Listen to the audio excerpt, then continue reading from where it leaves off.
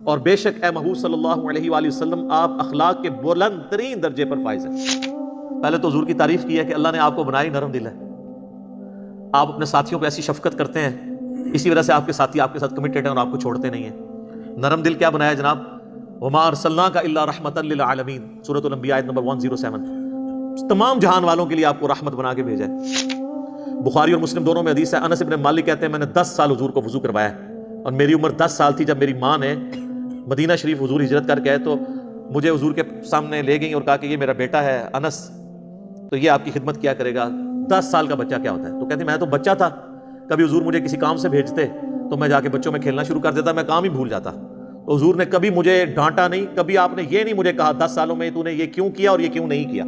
صحیح مسلم میں حدیث ہے جب طائف میں آپ کو پتھر مارے گئے تو آپ نے پہاڑوں کا فرشتہ آپ کے پاس اللہ نے بھیجا کہ آپ اجازت دیں ہم ان طائف کی وادی میں ان کو مسل دیا۔ انہوں نے کہا نہیں، میں اللہ سے امید کرتا ہوں ان کی آنے والی نسلیں جو ہے نا وہ اسلام قبول کر لیں گے۔ سورۃ القلم کی آیت نمبر 4، وَإِنَّكَ لَعَلَىٰ خُلُقٍ عَظِيمٍ، اور بے شک اے محبوب صلی اللہ علیہ وآلہ وسلم آپ اخلاق کے بلند ترین درجے پر فائز ہیں۔ صلاۃ بر محمد وآل محمد، اللہم صلی علی محمد وعلی آل محمد، فَبِمَا رَحْمَةٍ مِّنَ اللَّهِ لِنْتَ لَهُمْ، یہ تو اللہ کی رحمت ہے اے نبی علیہ السلام آپ پر کہ آپ بڑے نرم ہیں اپنے ساتھیوں کے معاملے میں، یعنی آپ صلی اللہ علیہ وآلہ وسلم کا ایٹیچیوڈ بڑا نرمی والا ہے اپنے ساتھیوں کے بارے میں، اصحاب رسول کے بارے میں، اور یہ اللہ کی رحمت ہے کہ اللہ نے آپ کو نرم دل بنایا ہے۔ وَلَوْ كُنْتَ فَظًّا غَلِيظَ الْقَلْبِ، اور بالفرض اگر آپ صلی اللہ علیہ وآلہ وسلم تند مزاج ہوتے اور سخت دل ہوتے، لَانفَضُّوا مِنْ حَوْلِكَ، تو آپ کے ساتھی آپ کو چھوڑ کے چلے جاتے۔ اس میں صحابہ کرام کی توصیف بھی آئی ہے، حضور کے اخلاق کی وجہ سے آپ کے ساتھی آپ کے ساتھ کمیٹڈ ہیں، اور دوسرا یہ بتایا گیا کہ آپ علیہ السلام کے اخلاق کی یہ برکت ہے کہ لوگ آپ کو چھوڑ کے نہیں جاتے۔ اگر آپ تند مزاج ہوتے یا سخت دل گیر ہوتے تو آپ صلی اللہ علیہ وآلہ وسلم کی سخت دلی کی وجہ سے آپ کے ساتھی آپ کو چھوڑ گئے ہوتے۔ یہ اصل میں اس کانٹیکسٹ میں بات ہو رہی ہے کہ یہ جو آپ کے اصحاب نے غزوہ احد میں غلطی کی ہے نا، تو آپ ان سے ذرا صرف نظر کریں۔ ظاہر لیڈر کو تو سب سے زیادہ تکلیف ہوتی ہے نا، جیتا ہوا میچ چند پلیئرز کی غلطی کی وجہ سے پوری ٹیم ہار جائے تو کیپٹن پھر غصہ تو نکالے گا نا، اور جب وہ اللہ کی کاز کے لیے کھڑا ہو۔ صحیح بخاری میں آتا ہے کہ 50 تیر اندازوں کو نبی صلی اللہ علیہ وآلہ وسلم نے احد کے موقع پر ایک ٹیلے پہ ڈیوٹی لگائی تھی، کیونکہ خطرہ تھا کہ پیچھے سے لوگ حملہ آور ہو سکتے ہیں، اور ان کی ڈیٹرنس کی وجہ سے وہ پیچھے سے حملہ آور نہیں ہو رہے تھے۔ اور بخاری کے الفاظ ہیں، چونکہ غزوہ احد کے کانٹیکسٹ میں یاد نازل ہوئی ہیں، اسی طرف اشارہ ہے کہ نبی علیہ السلام نے فرمایا کہ تم دیکھو نا کہ چیل کوے پرندے ہماری بوٹیاں بھی اٹھا کے لے کے جا رہے ہیں ہماری لاشوں کی، تب بھی تم نے میرے حکم کے بغیر یہ ٹیلا نہیں چھوڑنا۔ اب اس سے زیادہ واشگاف انداز میں کسی کو سمجھایا جا سکتا ہے؟ مجھے بتائیں، اس کے بعد کوئی گنجائش تھی کہ کوئی شخص نبی علیہ السلام کی نافرمانی کرتا؟ لیکن وہی ہوا۔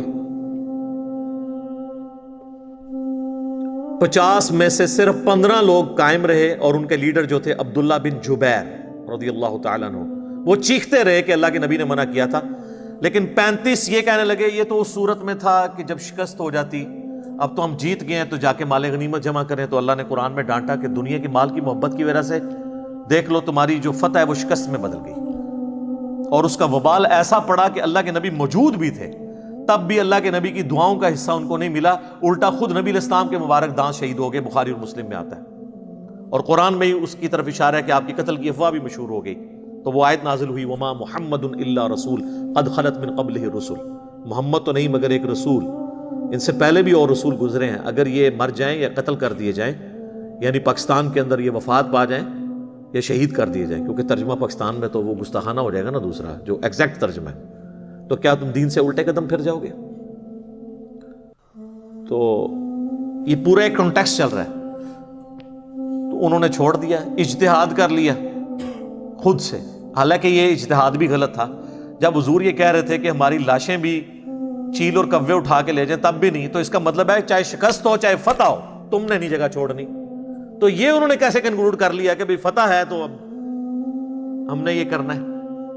بس وہی ہوا کہ وہ خالد بن ولید کی عقابی نظریں دیکھ رہی تھی کہ درہ خالی ہو گیا ہے، وہ درہ آج بھی اسی طریقے سے موجود ہے۔ وہاں پہ اب سٹال لگے ہوتے ہیں غزوہ احد کے قبرستان کے بعد، وہاں پہ لوگ تسبیحیں بیچ رہے ہوتے ہیں یا زمین پہ چیزیں، وہ درہ بہرحال وہی موجود ہے ابھی تک۔ تو خالد بن ولید چونکہ کافروں کی طرف سے آئے تھے، وہ کیولری کے سردار تھے، یعنی گھوڑوں کی جو فوج ہے، انہوں نے دیکھ لیا، اچھا انہوں نے ابو سفیان کو کہا جنگ ابھی ختم نہیں ہوئی، حالانکہ یہ لوگ پسپا ہو چکے تھے۔ صحیح بخاری میں آتا ہے انہوں نے پھر پیچھے سے آ کے حملہ کیا، 70 سے زیادہ اصحاب شہید ہوئے، اور کئی اصحاب رسول کی مارنے کی وجہ سے قتل ہو گئے فرینڈلی فائرنگ کے اندر۔ حضرت حذیفہ ابن یمان کے باپ یمان اور جابر بن عبداللہ کے والد جو ہیں وہ عبداللہ، بخاری میں آتا ہے یہ دونوں کو مسلمانوں نے قتل کر دیا۔ وہ چیختے رہے لیکن بھگدڑ مچ گئی، پتہ ہی نہیں چلا، وردیاں تو ہے نہیں تھی، گرد اڑ رہی تھی، مار دیا، کیونکہ مسلمانوں کو اب سمجھ ہی نہ لگی، پیچھے سے بھی حملہ ہو گیا سامنے سے بھی حملہ ہو گیا، تو وہ سینڈوچ بن گئے۔ اور حضرت حذیفہ بن یمان کے بارے میں بخاری میں آتا ہے پوری زندگی وہ اپنے باپ کو بھولتے نہیں تھے کہ میرا باپ اس طریقے سے مارا گیا، اور ان کو دعاؤں میں یاد رکھتے تھے۔ یہ زخم پوری زندگی ان کے دل پہ ہرا رہا۔ تو یہ صورتحال ہو گئی، واضح فتح شکست میں بدل گئی۔ گھر کوئی ایک بھی ایسا نہیں تھا مدینہ شریف میں کہ جس گھر میں کوئی میت نہ اٹھی ہو۔ خود رسول اللہ کو سب سے بڑا صدمہ پہنچا کہ آپ کے دودھ شریک بھائی بھی اور چچا بھی حمزہ بن عبد المطلب جو آرمی چیف بھی تھے آپ کے، وہ بھی شہید ہو گئے، ان کی لاش کا مسئلہ ہوا۔ نبی علیہ السلام بھی بہت غم زدہ تھے۔ تو اسی لیے تو یہ 60 آیات صرف غزوہ احد کی کمنٹری ہے، پورے قرآن میں اس طریقے سے کسی جنگ کی کمنٹری نہیں آئی ہے۔ اس کے بعد اگر آئی ہے تو غزوہ تبوک کی آئی ہے سورہ التوبہ کے اندر، آگے چل کے آئے گی۔ تو نبی علیہ السلام ظاہر ہے آپ خود بھی اس کی وجہ سے افیکٹو ہوئے۔ بخاری مسلم میں آتا ہے آپ کے 4 دانت شہید ہو گئے، اور مولا علی جو ہے وہ ایک تھال کے اندر جو ہے وہ ڈھال جو تھی تلوار والی ڈھال، اس کو الٹا کر کے اس میں پانی لے کے آئے، اور سیدہ فاطمہ نے آپ کا زخم دھویا اور ایک کاٹن کا کپڑا جلا کے راکھ رکھ کے اس خون کو روکا، تو پھر وہ خون رکا۔ تو نبی علیہ السلام خود بھی افیکٹو ہوئے۔ اس سے بڑا غم یہ تھا کہ مسلمانوں کے ساتھ اللہ کا وعدہ تھا کہ اس میں بھی فتح ہوگی۔ مسلمانوں کو یہ وسوسے آئے کہ بھئی وعدہ تھا تو پھر فتح کیوں نہیں ہوئی؟ تو وہ بھی ہم نے سن لیا، پہلے آیات گزری کہ اللہ نے تو فتح دے دی تھی، تم نے اپنا ڈسپلن لوز کیا اور تم نے رسول اللہ کی نافرمانی کی۔ پھر اللہ نے کہا کہ ہم نے تمہیں معاف کیا۔ اس میں سیدنا عثمان بھی شامل تھے، پچھلی دفعہ میرا کلپ اسی میں سے ہی اپلوڈ ہوا تھا۔ تو سیدنا عثمان کو اللہ تعالیٰ نے اس حوالے سے معاف فرما دیا، باقی اصحاب کو بھی۔ لیکن انسان تو انسان ہوتا ہے نا، ابھی اس چیز کا خدشہ تھا کہ نبی علیہ السلام اپنے ساتھیوں کو اس معاملے پہ ڈانٹتے، وہ ظاہر جینون ہوتا آپ کا ڈانٹنا۔ تو اللہ تعالیٰ نے اس کانٹیکس میں یہ بات کی ہے۔ پہلے تو حضور کی تعریف کی ہے کہ اللہ نے آپ کو بنایا ہی نرم دل ہے، آپ اپنے ساتھیوں پہ ایسی شفقت کرتے ہیں، اسی وجہ سے آپ کے ساتھی آپ کے ساتھ کمیٹڈ ہیں اور آپ کو چھوڑتے نہیں ہیں۔ نرم دل کیا بنایا جناب؟ وَمَا أَرْسَلْنَاكَ إِلَّا رَحْمَةً لِّلْعَالَمِينَ، سورۃ الانبیاء آیت نمبر 107۔ تمام جہان والوں کے لیے آپ کو رحمت بنا کے بھیجا ہے۔ یہ تو آپ علیہ السلام کی شفقت تھی۔ بخاری اور مسلم دونوں میں حدیث ہے، انس ابن مالک کہتے ہیں میں نے 10 سال حضور کو وضو کروایا ہے، اور میری عمر 10 سال تھی جب میری ماں نے مدینہ شریف حضور ہجرت کر کے آئے تو مجھے حضور کے سامنے لے گئیں اور کہا کہ یہ میرا بیٹا ہے انس، تو یہ آپ کی خدمت کیا کرے گا۔ 10 سال کا بچہ کیا ہوتا ہے؟ تو کہتے ہیں میں تو بچہ تھا، کبھی حضور مجھے کسی کام سے بھیجتے تو میں جا کے بچوں میں کھیلنا شروع کر دیتا، میں کام ہی بھول جاتا۔ تو حضور نے کبھی مجھے ڈانٹا نہیں، کبھی آپ نے یہ نہیں مجھے کہا 10 سالوں میں تو نے یہ کیوں کیا اور یہ کیوں نہیں کیا۔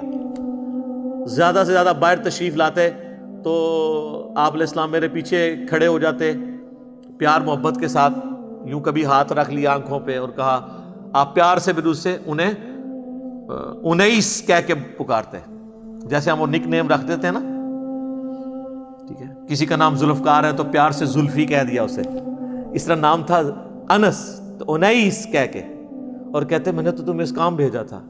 یہ بھی نہ آگے کہتے کہ ابھی تک کیا کیوں نہیں. ٹھیک ہے, کبھی مجھے ڈانٹا نہیں ہے, پوری زندگی آپ کی شفقت. حتیٰ کہ بخاری مسلم میں ایک حدیث ہے, صحابی کہتے ہیں نبی علیہ السلام اپنے گھوڑے یا خچر یا گدھے پہ سوار تھے, ایک پینڈو شخص آیا, آپ نے اپنے گردن پہ وہ ایک چادر رکھی ہوئی تھی, اوڑی ہوئی تھی, اس نے سیدھے آ کے نہ آپ کی چادر کو, جو آپ کو پتا ہے پینڈو تو پینڈو ہی ہوتا ہے, اور پھر عرب دا پینڈو, ایک پینڈو تو عرب دا اعرابی, اس نے سیدھی آ کے نہ چادر یوں کھینچی, اور صحابی کہتے ہیں اتنی زور سے اس نے کھینچی کہ حضور کی گردن پہ نا لائن پڑ گئی اس چادر کی وجہ سے. اور کہتا ہے کہ اے محمد جو کچھ اللہ نے تمہیں دیا اس میں سے ہمیں بھی کچھ دو, یعنی جو مالک غنیمت میں سے. تو وہ صحابی کہتے ہیں میں دیکھا حضور مسکرا رہے ہیں اور آپ نے فرمایا اس کو دے دو. کتنے گھوڑے اور اونٹ حضور نے اسے گفٹ کیے. تو یعنی آپ کے اندر وہ غصے والا وہ ایلیمنٹ نہیں تھا. اس حوالے سے آپ شفقت والا آپ کے اوپر پہلو غالب تھا. اس طرح کے کئی واقعات ہیں. صحیح مسلم میں حدیث ہے جب طائف میں آپ کو پتھر مارے گئے تو آپ نے پہاڑوں کا فرشتہ آپ کے پاس اللہ نے بھیجا کہ آپ اجازت دیں ہم ان طائف کی وادی میں ان کو مسل دیا جائے. تو ان کا نہیں, میں اللہ سے امید کرتا ہوں ان کی آنے والی نسلیں جو ہے نا وہ اسلام قبول کر لیں گی. ٹھیک ہے, تو آپ علیہ السلام پہ شفقت کا ایک ایلیمنٹ تھا غالب. یہ بہت سارے واقعات ہیں. مسئلہ نمبر 100 میرا انہی واقعات کے اوپر ریکارڈڈ ہے. جب وہ آیت آئی تھی سورہ توبہ کی, لقد جاءکم رسول من انفسکم عزیز علیہ ما عنتم حریص علیکم بالمؤمنین رؤوف الرحیم. نبی علیہ السلام مومنین کی جانوں سے بڑھ کر ان کا خیال رکھنے والے ہیں اور ان پر رؤوف بھی ہیں اور رحیم بھی ہیں. اس کانٹیکسٹ میں مسئلہ نمبر 100 میرا ریکارڈ ہوا تھا. میں نے یہ سارے واقعات بخاری اور مسلم سے بیان کیے تھے, کہانی شریف نہیں سر, احادیث شریف سے. تو آپ دیکھ سکتے ہیں جسے شوق ہو. اور اس کا عنوان تھا رسول اللہ کی اپنی امت سے محبت. ہم تو آج تک ہمیں حدیثیں یہ سنائی جاتی ہیں کہ ہمیں نبی علیہ السلام سے کتنی محبت ہونی چاہیے کہ ہمارا ایمان کامل ہوگا. یہ ایک پہلو ہے. ایک اس کا وائس ورثہ ہے کہ رسول اللہ کو ہم سے کتنی محبت تھی, آپ کو اپنے اصحاب سے کتنی محبت تھی, بعد میں آنے والے لوگوں کے ساتھ کیا محبت تھی. وہ سارے واقعات احادیث کی شکل میں نے بیان کیے ہیں. تو نبی علیہ السلام کی شفقت والا ایک ڈومیننٹ پہلو تھا جس کو اللہ تعالیٰ نے یہاں پہ ایڈریس کیا کہ آپ کی یہ شفقت ہے. ابھی تک آپ اب یہ جو ان سے غلطی ہوئی ہے نا, تو آپ نے ان کی اس غلطی کے اوپر سرزنش نہیں کرنی. فاعف عنہم, ان سے درگزر فرمائیے. اچھا اب دیکھیں, ویسے تو اللہ کا معاف کر دینا بھی کافی تھا. اس سے پہلے 2 آیات گزر چکی ہیں, 155 نمبر اور 152, کہ اللہ نے ان کو معاف کر دیا. اب جب اللہ نے معاف کر دیا تو رسول اللہ سے معافی کا سرٹیفکیٹ تو لینے کی ضرورت نہیں تھی. یہ آپ کو ڈیکورم سکھایا جا رہا ہے کہ ٹیم لیڈر جو اللہ کے لیے ڈٹا ہوتا ہے نا, اس کا بھی آپ نے خیال رکھنا ہوتا ہے. حقوق العباد اپنی جگہ پر ہے, حقوق اللہ اپنی جگہ پہ ہے. تو نبی علیہ السلام کو اللہ نے کہا کہ میں نے تو معاف کر دیا اور آپ اتنے نرم دل ہیں. دیکھیں کس طرح پوری تمہید, حالانکہ اللہ تعالیٰ اس پروٹوکول کا محتاج ہے کہ اپنے نبی سے بات کرے, تو اتنا پروٹوکول کہ دیکھیں آپ بڑے نرم دل ہیں, آپ کی کتنی شفقت ہے, اسی وجہ سے آپ کے ساتھ لوگ اٹیچ ہیں, تو چھاڑ دو انہوں نے. یہ ہے اللہ کی اپنے نبی سے محبت. ورنہ اللہ اپنی مخلوق کو اس طرح کا پروٹوکول کیوں دے گا؟ وہ تو خالق ہے. خالق اور مخلوق اتنا بڑا ڈفرنس ہے کہ اس کے بعد تو کسی چیز کی گنجائش نہیں رہتی. لیکن یہ اللہ کی اپنے محبوب صلی اللہ علیہ وآلہ وسلم سے محبت کا اظہار ہے کہ اللہ تعالیٰ فرما رہا ہے کہ فاعف عنہم, آپ بڑے نرم دل ہیں.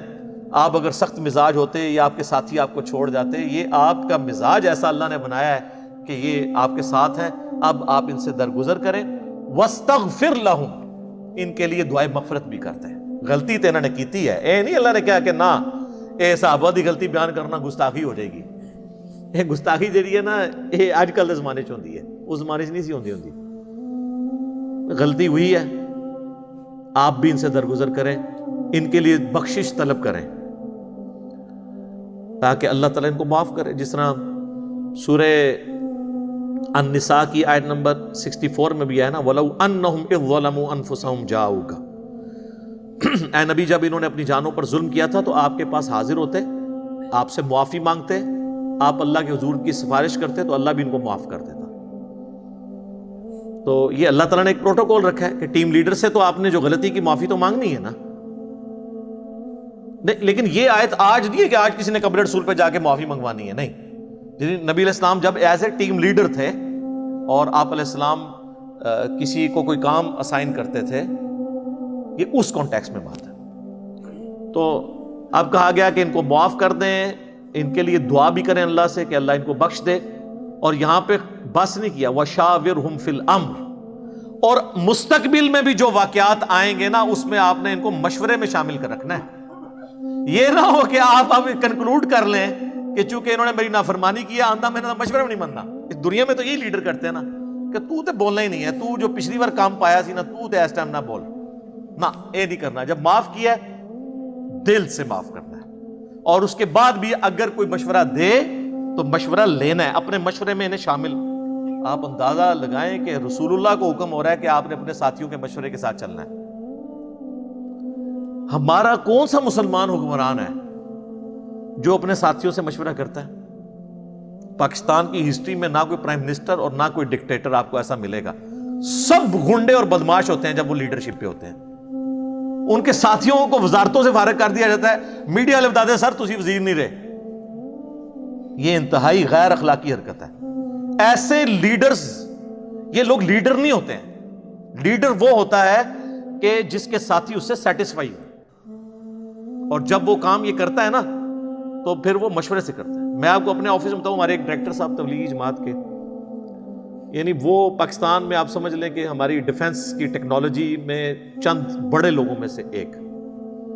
میری جب سلیکشن بھی ہوئی تو انہوں نے میرا انٹرویو کیا، تو مجھے بعد میں پتا چلا جب میں ان کے پاس، تو ان میں نے یہ عادت دیکھی تھی کہ حالانکہ ہم سے بہت سینئر آفیسر تھے، جب کبھی انہوں نے کوئی ڈیوٹی ہمیں اسائن کی ہے اور وہ ہماری ڈیوٹی چینج کرنی ہوتی تھی نا، اور ان کو یہ خدشہ ہوتا تھا کہ اس بات کا برا منائے گا، کیونکہ میرے ساتھ تو یہ اکثر ہو جاتا تھا، کیونکہ ان کو میرے پہ یہ مان تھا کہ جس کام پہ میں اس کو لگاؤں گا نا وہ کام سٹریم لائن ہو جائے گا. وہ جب سٹریم لائن ہو جاتا تھا ان کہتا تھا نہیں اے نواں کام ہے اے تو کرنا ہے.